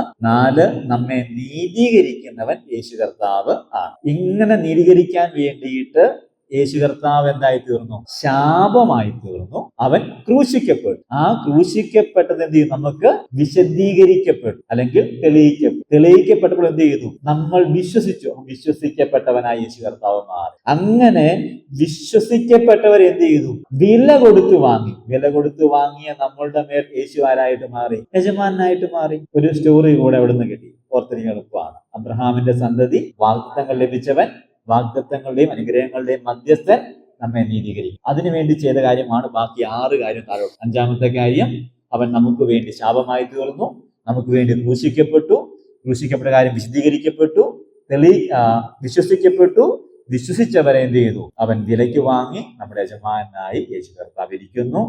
ലോഡ് എന്ന വാക്കിന് യജമാനൻ എന്നുകൂടെ യേശുവാണ് നമ്മളുടെ യേശു കർത്താവിനെ കുറിച്ചുള്ള 10 കാര്യങ്ങൾ ഇവയാണ്. അബ്രഹാമിന്റെ വാഗ്ദത്തം ലഭിച്ചവൻ, വാഗ്ദത്തങ്ങളുടെയും അനുഗ്രഹങ്ങളുടെയും മധ്യസ്ഥൻ, നീതീകരിക്കുന്നവൻ, നമുക്ക് വേണ്ടി ശാപമായി തീർന്നവൻ, ക്രൂശിക്കപ്പെട്ടവൻ, വിശദീകരിക്കപ്പെട്ടവൻ, വിശ്വസിക്കപ്പെട്ടവൻ, നമ്മെ വിലയ്ക്ക് വാങ്ങിയവൻ. കൂടെ നമ്മുടെ ഉത്തരവാദിത്വം ഈ യജമാനന് കീഴ്പ്പെടുക എന്നുള്ളതാണ്. 6-ാമത്തെ വിഷയം നീതീകരണം, ജസ്റ്റിഫിക്കേഷൻ. 6-ാമത്തെ വിഷയം നീതീകരണം അഥവാ ഇതൊരു ജസ്റ്റിഫിക്കേഷൻ ഉള്ളത് ഒരു കോടതി ഭാഷയാണ്. ഓക്കെ, ഒരു കോടതി ഭാഷ. കുറ്റാരോപിതനായി ഒരാള് കോടതിയിൽ എത്തുന്നു. അവിടുത്തെ ന്യായാധിപൻ എന്ത് ചെയ്യുന്നു?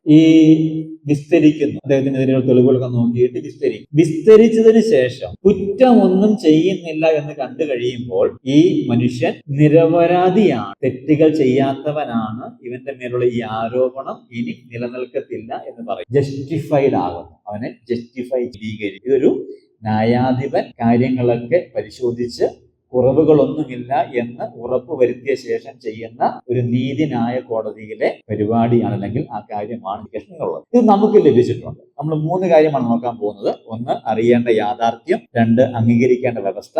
3, അംഗീകരിച്ചില്ലെങ്കിലുള്ള അപകടം. എന്താണ് നമ്മൾ അറിയേണ്ട യാഥാർത്ഥ്യം? 3 വാക്യങ്ങൾ വായിക്കാം. 1, 8-ാമത്തെ വാക്യം, 11-ാം വാക്യം, 6-ാം വാക്യം, 24-ാം വാക്യം. അവിടെ നമുക്ക് 3 ആശയങ്ങൾ, നമ്മൾ അറിയേണ്ട 3 ആശയം മനസ്സിലാക്കാനായിട്ട് സാധിക്കും. 8-ാമത്തെ വാക്യം വായിക്കും. ദൈവം വിശ്വാസം മൂലം ജാതികളെ നീതീകരിക്കുന്നു. അപ്പൊ ആരാ നീതീകരിക്കുന്നത്? അല്ല ആരാണെന്നല്ല, ആരാണ് നീതീകരിക്കുന്നത്? ദൈവമാണ് നീതീകരിക്കുന്നത്. ദൈവം ജാതികളെ നീതീകരിക്കുന്നു എന്ന് പറയുമ്പോൾ നീതീകരിക്കുന്നത് ആരാ? ഇപ്പൊ ജഡ്ജ് ആരാ? ന്യായാധിപൻ ആരാ?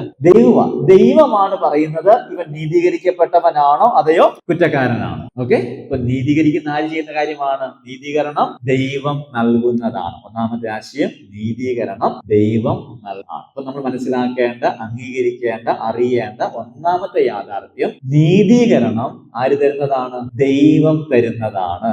2-ാമത്തെ കാര്യം, 11-ാമത്തെ വാക്യം, ന്യായപ്രമാണത്തിന്റെ പ്രവൃത്തികൾക്ക് നമ്മൾ അറിയേണ്ട 2-ാമത്തെ കാര്യം, ന്യായപ്രമാണത്തിന്റെ പ്രവൃത്തിക്ക് നമ്മെ നീതീകരിക്കാൻ നമ്മൾ എത്ര പ്രവർത്തിച്ചാലും ഒരു പ്രവൃത്തിയും നമ്മെ എന്ത് ചെയ്യത്തില്ല? നീതീകരിക്കില്ല. കാരണം അതിന്റെ പെർഫെക്ഷനിൽ ചെയ്യാൻ നമുക്ക് ആർക്കും കഴിയും. നമ്മൾ എത്ര നന്മ ചെയ്താലും മാനുഷികമായ ഒരു ബലഹീനത അതിനകത്തെല്ലാം ഉണ്ടാകും. ഈ ബലഹീനതകൾ കൊണ്ട് നമുക്ക് നീതീകരണം സാധ്യമാകരുത്. ഈ ഹാബേലിന്റെയും കായീന്റെയും യാഗം, അതിനെക്കുറിച്ച് പലപ്പോഴും നമ്മൾ പറഞ്ഞു കേൾക്കാറുള്ളത്, കായീൻ കുറെ പച്ചക്കറി കൊണ്ടേ കൊടുത്തു, ഹാബേൽ നല്ലൊരു ആടിനെ കൊണ്ടേ കൊടുത്തു. അതുകൊണ്ട് എന്ത് ചെയ്തു? ദൈവത്തിന് പച്ചക്കറിയുടെ ആവശ്യമില്ല, അതുകൊണ്ട് ദൈവം പച്ചക്കറി സ്വീകരിച്ചില്ല. അതുകൊണ്ടാണ് കായീന്റേതിൽ ദൈവം പ്രസാദിക്കാത്തതെന്നാണ് പല ആൾക്കാരും പറയാറുള്ളത്. പക്ഷെ നമ്മൾ എബ്രായ ലേഖനം പഠിക്കുമ്പോൾ ഹാബേലിന്റെ യാഗത്തെ കുറിച്ചൊരു പ്രയോഗം എന്നറിയാമോ? എബ്രായർക്ക് എഴുതിയ ലേഖനം 11-ാമത്തെ അധ്യായത്തിൽ ഹാബേലിന്റെ യാഗത്തെ കുറിച്ചാണ് പറയുന്നത്. പക്ഷെ അവിടെ ഒരു പ്രയോഗം നമുക്ക് ശ്രദ്ധേയമായിട്ട് ഉണ്ട്. 4-ാം വാക്യം, വിശ്വാസത്താൽ ഹാബേൽ ദൈവത്തിന് കായീന്റേതിലും ഉത്തമമായ യാഗം. അപ്പൊ കായീന്റെ യാഗം മോശമാണെന്നാണോ അതിന്റെ അർത്ഥം? കായീന്റേതിലും ഉത്തമമായിരുന്നു ആരുടേത്? അതല്ല ആശയം, അല്ലെ?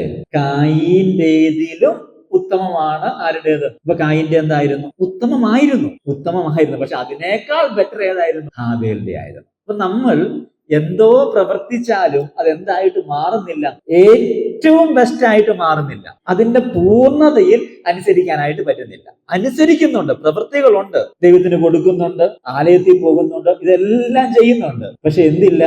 അതിന്റെ പൂർത്തീകരണം ഇല്ല. ഈ യേശു കർത്താവ് 2 കാശിട്ട വിധവയെ അഭിനന്ദിക്കുന്ന ഒരു ഭാഗമുണ്ടല്ലോ പുതിയ നിയമത്തിനകത്ത്. നല്ലൊരു പ്രയോഗമല്ലേ? 2 കാശിട്ട വിധവ എന്ത് ചെയ്യുന്നു? യേശു കർത്താവ് അതിന്റെ തൊട്ടു മേളില് യേശു കർത്താവ് യഹൂദന്മാരെ കുറ്റം പറയുന്നു. എന്നറിയാമോ? വിധവമാരുടെ വീടുകളെ വിഴുങ്ങിക്കളയുന്നു. അപ്പൊ ഈ പാവപ്പെട്ട സ്ത്രീയുടെ വീട്ടിൽ 2 കാശ് വന്നതിന്റെ കാരണം എന്താ? 2 കാശേ ഉള്ളൂ, ഉപജീവനം അത്രേ ഉള്ളൂ. അത് വന്നതിന്റെ കാരണം എന്താ? യഹൂദന്മാർ എന്ത് ചെയ്യുന്നു? വിധവമാരുടെ വീടുകളെ വിഴുങ്ങിക്കളയുന്നു. നമുക്ക് അവിടുന്ന് ഈ വിധവയുടെ ഗുണം പറയാൻ എളുപ്പമാണ്. പക്ഷെ വിധവയുടെ ഉപജീവനം വെറും 2 കാശായിട്ട് മാറിയതിന്റെ കാരണം എന്താ? യഹൂദന്മാര് ആ വീടുകളെ വിഴുങ്ങിക്കളഞ്ഞത് കൊണ്ടാണ്. എന്ന് പറഞ്ഞാൽ പരിഗണന കൊടുക്കാതിരുന്നത് കൊണ്ടാണ്. പക്ഷെ ഇവരൊക്കെ എവിടെ നിൽക്കുന്നത്? ആലയത്തിലാണ്. യാഗം കഴിക്കാൻ വേണ്ടിയാ വന്നേക്കുന്നത്. അപ്പൊ യാഗവസ്തു കൊണ്ട് യാഗം നടക്കുന്നുണ്ട്, വഴിപാടുണ്ട്, ആരാധനയുണ്ട്, സ്തോത്രമുണ്ട്, പ്രാർത്ഥനയുണ്ട്, കോട്ടേജ് മീറ്റിംഗ് ഉണ്ട്, എല്ലാ കാര്യങ്ങളും ഉണ്ട്. പക്ഷെ എന്തില്ല? അതിന്റെ പൂർണ്ണതയില്ലാത്തത് കൊണ്ട് ന്യായപ്രമാണത്തിന്റെ പ്രവൃത്തികളാൽ നമ്മൾ എത്ര അധ്വാനിച്ചാലും ആ അധ്വാനം കൊണ്ടൊന്നും നമുക്ക് സ്വർഗത്തിൽ പോകാൻ പറ്റത്തില്ല, നീതീകരണം പ്രാപിക്കും. ഞാൻ മര്യാദയ്ക്ക് സ്വർഗത്തിലെത്തി എന്നാർക്കും പറയാൻ പറ്റത്തില്ല. മര്യാദയ്ക്ക് ജീവിക്കണ്ട എന്നല്ല അതിന്റെ അർത്ഥം. പക്ഷെ എത്ര മര്യാദയ്ക്ക് ജീവിച്ചാലും സ്വർഗം കിട്ടും. തെറ്റിദ്ധരിക്കരുത്. ഇനിയിപ്പോ എന്ത് വേണമെന്ന് ആകാമെന്ന് കരുതരുത്. മര്യാദയ്ക്ക് ജീവിക്കണ്ട എന്നല്ല, മര്യാദയ്ക്ക് ജീവിക്കുന്നത് കൊണ്ട് സ്വർഗം.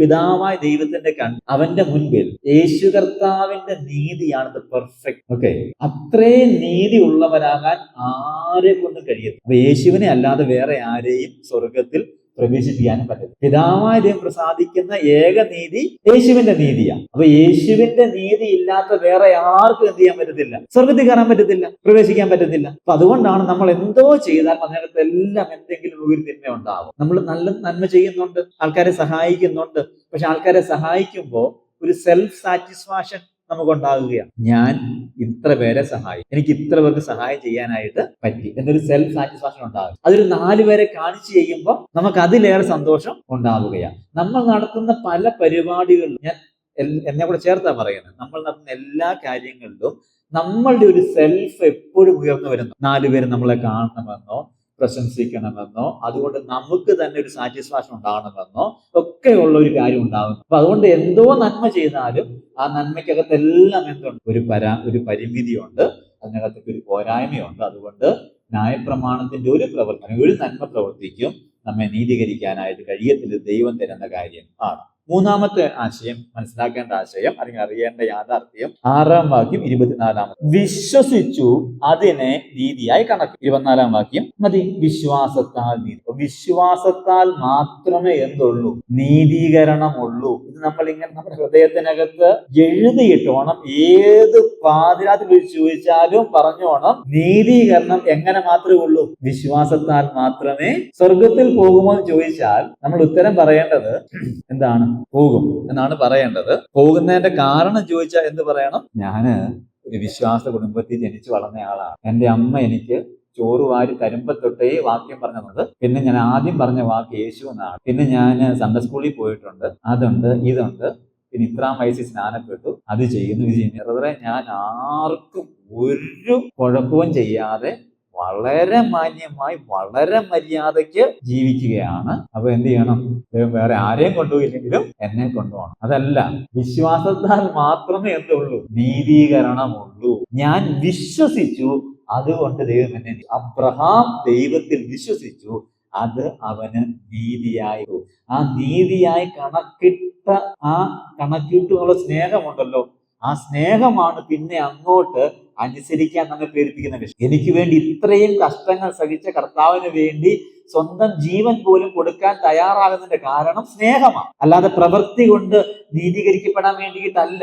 1-ാം നൂറ്റാണ്ടിൽ അനേക ദൈവമക്കള് രക്തസാക്ഷികളായിട്ട്, അപ്പോസ്തലന്മാരിൽ യോഹന്നാൻ ഒഴികെ എല്ലാവരും തന്നെ കൊല്ലപ്പെട്ടവരാ, രക്തസാക്ഷികളായവരാ. അവർക്ക് എന്ത് ലാഭമായിരുന്നു? പത്രോസിനെ ആണെങ്കിൽ ക്രൂശിക്കും. പത്രോസ് പറയുന്നുണ്ട്, എന്നെ തലകീഴായി ക്രൂശിക്കണം, എന്റെ നാഥൻ കിടന്നതുപോലെ എനിക്ക് കിടക്കണ്ടെന്ന് പറയുന്നു. നമ്മുടെ ഇന്ത്യയിലേക്ക് വന്ന, ഭാരതത്തിലോട്ട് വന്ന, നമ്മുടെ കേരളത്തിലോട്ട് വന്ന തോമസ് ലീഗ, അദ്ദേഹം കൊല്ലപ്പെട്ടത് ഈ അമ്പേർ കൊണ്ടിട്ടാണ് അവർ വിശ്വസിക്കപ്പെടുന്നത്. നമ്മൾ മനസ്സിലാക്കുന്നത് എന്തിനാണ് അത്രയും കഷ്ടം സഹിച്ചത്? സ്നേഹമായിരുന്നു, ദൈവത്തോടുള്ള സ്നേഹം. അല്ലാതെ സ്വർഗം കിട്ടാൻ വേണ്ടി, നീതീകരിക്കപ്പെടാൻ വേണ്ടി ആയിരുന്നു. നീതീകരിക്കപ്പെട്ടവരായതുകൊണ്ട് ആ സ്നേഹം ഇങ്ങനെ തികട്ടി വന്നപ്പോൾ എന്ത് ചെയ്തു? അവർ കർത്താവിനോട് ജീവൻ പോലും കൊടുക്കുക. അപ്പൊ വിശ്വാസത്താൽ മാത്രമേ നീതീകരണമുള്ളൂ എന്ന് നമ്മൾ മനസ്സിലാക്കണം. ഒരു കാര്യം കൂടെ ഓർത്തോണം, ദൈവം നമുക്ക് ഏതെങ്കിലും ഒരു ഭൗമികമായ അനുഗ്രഹങ്ങൾ നൽകിയത് കൊണ്ട് നമ്മെ സ്വർഗത്തിൽ കൂടെ കൊണ്ടുപോകും എന്ന് അത് തെളിവല്ല. ഇപ്പൊ ഞങ്ങൾ കഴിഞ്ഞ ആഴ്ച തിങ്കളാഴ്ച ഇന്ന് താമസിക്കുന്ന ഒരു കുടുംബം, ഒരു ഷാരോൺ ചർച്ചിൽ പോകുന്നവരാണ്. അപ്പോ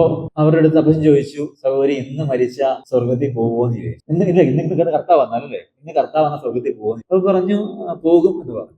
ചോദിച്ചു എന്തുകൊണ്ട് അങ്ങനെ പറയാൻ പറ്റും? അപ്പൊ അവര് പറഞ്ഞു, എനിക്ക് 3 പ്രാവശ്യം ഞാൻ മരണത്തെ മുഖാമുഖം, അത്രയും വലിയ രോഗം എനിക്കുണ്ടായി. ആ രോഗത്തിൽ നിന്ന് എനിക്ക് വിടുതല് യേശു കർത്താവ് നൽകി. യേശു പിന്നെ എന്റെ ചെറുപ്പം തൊട്ട് ഇതുവരെയും എന്നെ പരിപാലിക്കും, എന്റെ ആവശ്യങ്ങളൊക്കെ നടത്തിത്തരും, എന്നെ ഇത്രത്തോളം അതുകൊണ്ട് ഇത്രത്തോളം സഹായിച്ചവൻ അത്രത്തോളം കൊണ്ടുപോകും. നമുക്ക് എന്തെങ്കിലും ഭൗമികമായ നന്മകൾ നൽകിയതിന്റെ അർത്ഥം നമ്മൾ സ്വർഗത്തിന് യോഗ്യരാണ് എന്നല്ല. സ്വർഗത്തിന് യോഗ്യരായതുകൊണ്ടാകണം എന്നില്ല രോഗസൗഖ്യം. സ്വർഗത്തിന് യോഗ്യരായതുകൊണ്ടാണ് ആകണമെന്നില്ല നമുക്കുണ്ടാകുന്ന ഭൗതികമായ. അത് പല കാരണങ്ങൾ കൊണ്ടും ഉണ്ടാകാം. യേശു കർത്താവിനെ അനുഗമിച്ച അനേകരിൽ, പ്രത്യേകിച്ച് ഈ 5000 പേർക്ക് യേശു കർത്താവ് അപ്പം കൊടുക്കുമ്പോൾ പിറ്റേ ദിവസം അവർ എന്ത് ചെയ്യുന്നുണ്ട്?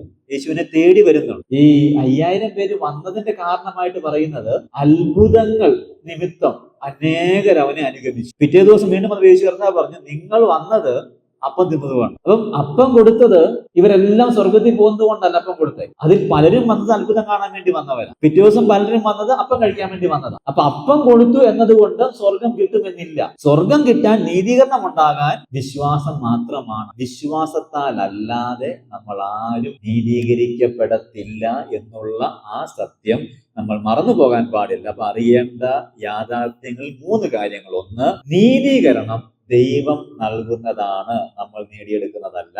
2, ന്യായപ്രമാണത്തിന്റെ പ്രവൃത്തികൾക്ക് നീതി നൽകാനായിട്ട് സാധിക്കത്തില്ല. 3, വിശ്വാസത്താലാണ് നീതി ലഭിക്കുന്നത്. വിശ്വാസത്താൽ മാത്രമാണ് നീതി നമ്മൾ അംഗീകരിക്കേണ്ട വ്യവസ്ഥ. അങ്ങനെയാണെങ്കിൽ എന്ത് അംഗീകരിക്കണം? വിശ്വാസമുള്ളവരാകണം, വിശ്വസിക്കുന്നവരാകണം. വിശ്വാസത്താൽ മാത്രമേ നീതീകരണം ഉള്ളെങ്കിൽ എന്ത് ചെയ്യണം? നമ്മൾ വിശ്വസിക്കണം. ആര് വിശ്വസിക്കണം? ക്രിസ്തുയേശുവിൽ വിശ്വസിക്കണം. അപ്പൊ അംഗീകരിക്കേണ്ട വ്യവസ്ഥ ക്രിസ്തുയേശുവിലെ വിശ്വാസം. എന്തെങ്കിലും വിശ്വസിച്ചാൽ പോരാ, പിന്നെ എന്ത് വിശ്വസിക്കണം? ക്രിസ്തുയേശുവിൽ. യേശു ക്രൂശിക്കപ്പെട്ടത് എന്റെ പേർക്കാണ്. ഞാൻ സഹിക്കേണ്ട നരകയാതനയും മരണവുമാണ് കർത്താവ് ചെയ്തത് എന്ന് വിശ്വസിച്ച് യേശുവിനെ ഹൃദയത്തിലേക്ക് കർത്താവായി അവനെ കൈക്കൊണ്ട് അവന്റെ നാമത്തിൽ വിശ്വസിച്ചു. യേശു എന്റെ പാപങ്ങൾക്ക് പരിഹാരമായിച്ചു എന്നും പിതാവായ ദൈവം അവനെ മരണത്തിൽ നിന്ന് ഉയർത്തെഴുന്നേൽപ്പിച്ചു എന്നും ഹൃദയം കൊണ്ട് വായി കൊണ്ട് രക്ഷയ്ക്കായി ഏറ്റുപറയണം. യേശു കർത്താവിനെ വിശ്വസിക്കുക എന്നുള്ളതാണ് നമ്മൾ അംഗീകരിക്കാൻ. വിശ്വാസത്താൽ മാത്രമേ നീതീകരണം. വിശ്വസിക്കുക. ഇന്നുവരെയും നമ്മൾ വിശ്വസിച്ചിട്ടില്ല എങ്കിൽ എനിക്ക് നീതീകരണം തരാൻ കഴിയുന്നയാള് യേശു ക്രിസ്തു മാത്രമാണ്. വിശ്വസിക്കുക, യേശുവിനെ കർത്താവായി ഹൃദയത്തിലേക്ക് അംഗീകരിക്കുക, ദൈവ മക്കളായി. ഇനി നമ്മൾ കാണാൻ പോകുന്ന അടുത്ത കാര്യം, അംഗീകരിച്ചില്ലെങ്കിലുള്ള അപകടം എന്താണ്? അംഗീകരിച്ചില്ലെങ്കിലുള്ള അപകടം എന്താണ്? 1-ാമത്തെ വാക്യം 1-2 വാക്യം. അംഗീകരിച്ചില്ലെങ്കിലുള്ള അപകടം. നിങ്ങൾ എത്ര ബുദ്ധികൾ. 2 പ്രയോഗമാണ്. ബുദ്ധിയില്ലാത്തവർ, 2 ബുദ്ധി കെട്ടവർ. 2 ഒരേ ആശയമാണ്. ഇംഗ്ലീഷിനകത്ത് ഫൂളിഷ് എന്ന് മാത്രമേ കൊടുത്തിട്ടുള്ളൂ. അപ്പം ബുദ്ധിയില്ലാത്ത ഒരവസ്ഥയിലേക്ക് നമ്മൾ മാറ്റം. നാം ബുദ്ധിയില്ലാത്തവരായിട്ട്, അതതിന്റെ ആശയം. അപകടം അതാണ്. നമ്മൾ ആരായിട്ട് മാറും? ബുദ്ധിയില്ലാത്തവരായിട്ട് മാറും. ഞാൻ ഒരു പിക്ചർ അവിടെ കൊടുത്തിട്ടുണ്ട്. ആ പിക്ചറിൽ ഒരാള് ഒരു മരത്തേല് ഒരു കോവണി വെച്ചിട്ട് അത് കയറി നിന്ന് മരം മുറിക്കും. പക്ഷെ കോവണി ചാരി വെച്ചേക്കുന്നത് മുറിക്കുന്ന കമ്പല്ല. നമ്മൾ ഇരിക്കുന്ന കമ്പ് മുറിക്കാന്ന് പറയത്തില്ല, അതേ അവസ്ഥയാണ്. അതാ അപകടം. എല്ലാ ഞായറാഴ്ചയും ആരാധനയ്ക്ക് വരുന്നുണ്ട്. ഓക്കെ, എല്ലാ ഞായറാഴ്ചയും ആരാധനയ്ക്ക് വരും. കള്ളു കുടിക്കുന്നില്ല, ബീഡി വലിക്കുന്നില്ല, കുറ്റം പറയുന്നില്ല, അസൂയയില്ല, പിന്നെ തെറ്റായ വഴിക്ക് നടക്കുന്നില്ല, ആരുടെയും മോഷ്ടിക്കുന്നില്ല, കള്ളസാക്ഷ്യം പറയുന്നില്ല, മര്യാദയ്ക്ക് അധ്വാനം കൊണ്ട് ജീവിക്കുന്നു. എല്ലാ ദിവസവും ബൈബിൾ വായിക്കുന്നു, എല്ലാ ദിവസവും പ്രാർത്ഥിക്കുന്നു. ഈ ആത്മീയമല്ലാത്ത വേറൊന്നും കാണുന്നില്ല, ഇതെല്ലാം ചെയ്യുന്നുണ്ട്. പക്ഷെ ബേസിക്കായി വിശ്വാസം ഉണ്ടായി. അപ്പൊ എന്തായിട്ട് മാറും? നമ്മൾ ഈ ചെയ്തതെല്ലാം മണ്ടത്തരമായിട്ട് മാറും. കാരണം ആ പ്രവൃത്തികളുടെ അടിസ്ഥാനത്തിലല്ല നമുക്ക് ദൈവം സ്വർഗം തരാൻ വേണ്ടി നമ്മെ ദൈവം നീതീകരിക്കും. ഞായറാഴ്ച പള്ളി വരണ്ടെന്നല്ല പറയും, പ്രാർത്ഥിക്കേണ്ടെന്നല്ല പറയും, പ്രസംഗിക്കേണ്ടെന്നല്ല പറയുന്നത്, ആത്മീയമായ കാര്യങ്ങൾ ചെയ്യണ്ടെന്നല്ല പറയുന്നത്. പക്ഷെ ഈ കാര്യങ്ങളൊക്കെ ചെയ്യുമ്പോൾ അടിസ്ഥാനപരമായി വിശ്വാസം ഉണ്ടായിട്ടില്ല എങ്കിൽ ഇതെല്ലാം ചെയ്യുന്നത് കൊണ്ട് യാതൊരു അർത്ഥവും. നമ്മൾ വെറുതെ വെള്ളം കോരുന്ന അവസ്ഥയിലേക്ക് മാറും. പറഞ്ഞ ആശയം പിടികിട്ടിയോ? ആ ബുദ്ധിയില്ലാത്ത കലരെ നിങ്ങൾ ഇത്ര ബുദ്ധികെട്ടവരായിട്ട് മാറിയോ? നിങ്ങൾ വീണ്ടും ന്യായപ്രമാണം മുറുകെ പിടിച്ച്, വീണ്ടും കൽപ്പന മുറുകെ പിടിച്ച്, വീണ്ടും ഈ കൽപ്പനകളുടെ പുറകെ പോയി, അരുതുകളുടെ പുറകെ പോയി, ചെയ്യേണ്ട കാര്യങ്ങളുടെ പുറകെ പോയി നിങ്ങൾ വീണ്ടും നീതീകരിക്കപ്പെടാൻ വേണ്ടി നോക്കുകയാണോ? നമ്മുടെ പ്രവൃത്തികളല്ല, നമ്മുടെ പ്രവൃത്തികളിൽ നീതീകരിക്കപ്പെടാൻ വേണ്ടി നമ്മൾ ആശ്രയിച്ചാൽ നമ്മൾ ബുദ്ധി കെട്ടവരാ. അതാണ് ഏറ്റവും വലിയ. ആലോചിച്ച് നോക്കിയേ, ഒരാള് എല്ലാ ആഴ്ചയിലും സഭയിൽ വരികയും പ്രാർത്ഥിക്കുകയും പ്രബോധനം പറയുകയും പ്രസംഗിക്കുകയും ആത്മീയമായ രക്ഷകളൊക്കെ ചെയ്യുകയും ചെയ്തു. ഏറ്റവും അവസാനം അദ്ദേഹം തള്ളപ്പെട്ടു പോയാൽ ഈ സ്വർഗത്തിലുള്ള 3 അത്ഭുതങ്ങളെ കുറിച്ച് പറയാറുണ്ട്. 1-ാമത്തെ അത്ഭുതം, ഞാൻ അവിടെ എത്തി, എന്നെ പോലെ ഒരുത്തിയ ദൈവം ഇവിടെ കൊണ്ടുവന്നല്ലോ എന്നുള്ള 1-ാമത്തെ. 2-ാമത്തെ അത്ഭുതം, നമ്മൾ പ്രതീക്ഷിക്കാത്ത പല ആൾക്കാരെയും അവിടെ കണ്ടു എന്നുള്ളതാണ്. 3-ാമത്തെ അത്ഭുതം, നമ്മൾ പ്രതീക്ഷിച്ച പല ആൾക്കാരെയും അവിടെ കാണുന്നില്ല എന്നതാണ്. 3 അത്ഭുതങ്ങൾ. ഇത് ബൈബിളിലുള്ളതൊന്നുമല്ല, ആൾക്കാരിങ്ങനെ ഭാവനയിൽ പറഞ്ഞിട്ടുള്ളതാണ്. നമ്മൾ നോക്കും ഭയങ്കര ഭക്തരാ ഇവിടെ, പക്ഷെ ബേസിക്കായ കാര്യം ഉണ്ടായി. ബേസിക്കായ ആ ഒരു കാര്യം നടക്കാതിരിക്കുമ്പോൾ അത്രമാത്രം കാര്യങ്ങൾ ചെയ്ത് അറിയും. അതുകൊണ്ട് ഒരു ഗുണം ഉണ്ടാകാനായിട്ട് ഇവിടെ നമുക്ക് താൽക്കാലികമായി അതിൻ്റെതായ നന്മകൾ കിട്ടിയ, പക്ഷെ ആത്യന്തികമായി നമ്മൾ തള്ള. കാരണം നീതീകരണവും സ്വർഗവും ഒക്കെ ക്രിസ്തുവേശുവിലുള്ള വിശ്വാസത്താൽ മാത്രം ലഭിക്കുന്ന കാര്യം. അപ്പൊ അതുകൊണ്ട് നമ്മളിങ്ങനെ വെറുതെ ആത്മീയമായി ചെയ്യുന്നവരായിട്ട് മാറി നമ്മൾ നമ്മുടെ വിശ്വാസത്തെ ഉറപ്പുവരും. നമ്മൾ യഥാർത്ഥമായി വിശ്വസിച്ച് രക്ഷിക്കപ്പെട്ടവരാണ്, നീതീകരിക്കപ്പെട്ടവരാണ് എന്ന ബോധ്യം. ഈ ബോധ്യം ഉണ്ടാകുന്നില്ല. ഒരു ചെറിയ പരാജയം അതിന്റെ ആദ്യമുണ്ട്. എന്നിട്ട് നമ്മൾ വിശ്വാസത്തിലൂടെ തന്നെ മടങ്ങി. ഒരു വലിയ കൂട്ടം ആൾക്കാർ തള്ളപ്പെട്ടു. ഒരു വലിയ കൂട്ടം ആൾക്കാർ കാരണം ബേസിക്കായി വിശ്വാസം ഉണ്ടാകും. പല കാര്യങ്ങളുടെ പേരിൽ, പല വിഷയങ്ങളുടെ പേരിൽ, പല ആശയങ്ങളുടെ പേരിൽ ഇങ്ങനെ അനുഗമിക്കുന്നതല്ലാതെ, പിൻപറ്റുന്നതല്ലാതെ ബേസിക്കായ മാറ്റമുണ്ടാകും. രക്ഷിക്കപ്പെട്ടു എന്ന് പറയും, സ്നാനപ്പെട്ടു എന്ന് പറയും. സ്നാനപ്പെട്ടതുമാണ്, എല്ലാം ഞാൻ പോകുന്നുണ്ടോ? മിക്കവാറും ഞായറാഴ്ചകൾ കർത്താവിനെ ആരാധിക്കാൻ വേണ്ടി പോകും. വേറെ എന്തെങ്കിലും മോശ സ്വഭാവം ഉണ്ടോ? ഇല്ല, ഒരു മോശ സ്വഭാവം ഇല്ല, മര്യാദ. പക്ഷെ എന്തില്ല? വിശ്വാസം. അപ്പൊ നമ്മൾ നമ്മുടെ പ്രവൃത്തികൾ കൊണ്ട് ദൈവത്തെ പ്രസാദിപ്പിക്കാനും നോക്കിക്കഴിഞ്ഞാൽ ഒരിക്കലും സാധിക്കും. ദൈവം ആരെയും പ്രവൃത്തികൾ നോക്കി നീതീകരില്ല. ഇത് അടിസ്ഥാനപരമായി മനസ്സിലാക്കിക്കോളണം. അല്ലെങ്കിൽ നമ്മൾ ബുദ്ധിയില്ലാത്തവരായിട്ട് മാറും. ഈ ഗലാത്യരെ നോക്കി പോലെ നമ്മയും നോക്കി ദൈവം വിളിക്കാൻ ഇടയാകരുത്. ആ ബുദ്ധിയില്ലാത്തവരെ എന്ന്, മന്ദബുദ്ധികളെ എന്നൊക്കെയാണ് ചില പരിഭാഷയ്ക്കകത്തുള്ളത്. എന്തായിരുന്നാലും ഒരു മോശം, അല്ലെങ്കിൽ മോശം പറയാൻ പറ്റത്തില്ല, ഒരു നെഗറ്റീവ് ഇതിലുള്ള ഒരവസ്ഥയാണ്. പ്രയോജനമില്ലാത്ത കാര്യങ്ങൾ ചെയ്യുന്നുള്ളതാണ് ഇവിടുത്തെ പ്രധാനം. അതുകൊണ്ട് നമ്മൾ ആരായിട്ട് മാറരുത്? ബുദ്ധിയില്ലാത്തവരായിട്ട് മാറരുത്, മന്ദബുദ്ധികളായിട്ട് മാറരുത്. നമ്മൾ ഇങ്ങനെ വെറുതെ വെള്ളം കോരുകയും ഏറ്റവും അവസാനം നരകത്തിൽ പോവുകയും ചെയ്യുന്നത് കൊണ്ട് എന്താർത്ഥം? അതുകൊണ്ട് വിശ്വസിക്കുക. അംഗീകരിക്കേണ്ട ഒന്നാമത്തെ കാര്യം, അറിയേണ്ട ഒന്നാമത്തെ കാര്യം, നീതീകരണം ദൈവം നൽകുന്നു, ഞാൻ നേടിയെടുക്കുന്നത്. അത് ന്യായപ്രവൃത്തികൾക്ക് നൽകാനാകത്തില്ല, വിശ്വാസത്താൽ മാത്രം ഇതാണ്. അതുകൊണ്ട് നമ്മൾ അംഗീകരിക്കേണ്ട വ്യവസ്ഥ ക്രിസ്തുയേശുവിലുള്ള വിശ്വാസം ആണ്. അംഗീകരിച്ചില്ലെങ്കിൽ നമ്മൾ ആരായിട്ട് മാറും? ബുദ്ധിയില്ലാത്തവരായി മാറും. അതൊരു വലിയ അപകടം ആണ്. പല ആളുകളും നമ്മൾ ഈ കാര്യം പറയുമ്പോൾ നമ്മുടെ അടുത്ത് പറയുന്നത്, എന്നാൽ പിന്നെ പ്രവൃത്തി ഒന്നും വേണ്ട എന്നാണോ പറയുക? നമ്മൾ അങ്ങനെ പറയുന്നില്ല. അത് ഈ പ്രത്യേകിച്ച് ബ്രദറുകാർക്കെതിരെ പറയുന്ന ഒരു ആരോപണമാണ്. ബ്രദറുകാര് പ്രവൃത്തി വേണ്ട എന്ന് പറയുന്നു. നമ്മൾ പ്രവൃത്തി വേണ്ട എന്ന് ഒരു ബ്രദറുകാരനും പറയുന്നില്ല. ഓക്കെ, നമ്മൾ പറയുന്നത് നീതീകരിക്കപ്പെടാൻ പ്രവൃത്തികൾ വേണ്ട. ഓക്കെ, നീതീകരിക്കപ്പെടാൻ പ്രവൃത്തികൾ വേണ്ട, അത്രേ പറയുന്നു. ഈ പകുതി മാത്രം മുറിച്ചെടുത്തിട്ട് അതിനെ കൂട്ടിയത് വളച്ചു കളയരുത്. പ്രവൃത്തി വേണ്ട. എന്തിന് പ്രവൃത്തി വേണ്ട?